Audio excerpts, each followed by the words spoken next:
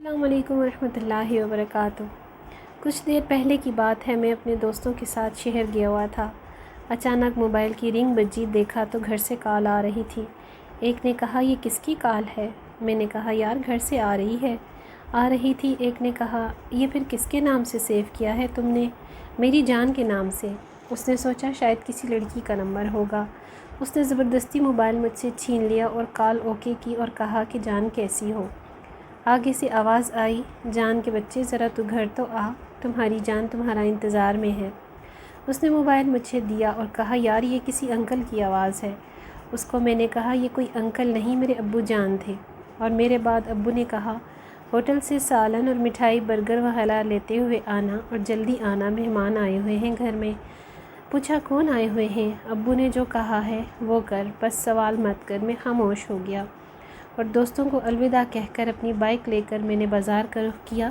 Burger, مٹھائی اور fruit وغیرہ سالن کے ساتھ گھر کی طرف روانہ ہو گیا، اور من ہی من میں خوش بھی بہت ہو رہا تھا کہ شاید ابو نے میرے رشتے کے لیے کہیں بات چلائی ہوگی، اسی لیے دل خوشی سے جھوم رہا تھا۔ میں گھر پہنچا تو میں نے دیکھا ایک بہت ہی خوبصورت، پیاری، حسین، دلکش حسن کی ملکہ، پریوں کی رانی بیٹھی تھی۔ دل میں گانا گنگنانے لگا، نظر ہٹنے کا نام ہی نہیں لے رہی تھی۔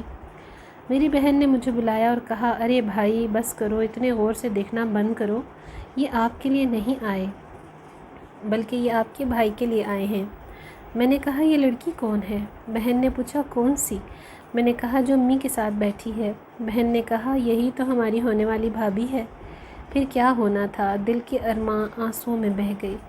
اتنے میں بھائی جان کی شاندار انٹری ہوئی۔ بھائی جان نے سب کو سلام کیا اور بیٹھ گئے۔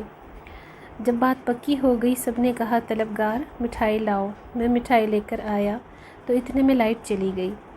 بھائی تو بڑے تیز تھے، اپنی ہونے والی بیگم کو لڈو کھلانے کے لیے بےتاب تھے۔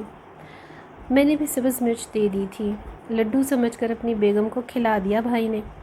وہ بھی ہائیبرڈ مرچ تھی، جس کو کھانے کے بعد بھابھی نے فوراً پانی مانگا۔ ابو نے کہا بیٹا مٹھائی کھانے کے بعد پانی نہیں پیتے۔ بھابھی بولی مٹھائی نہیں مرچ تھی۔ ابو نے کہا طلبگار کو بلاؤ۔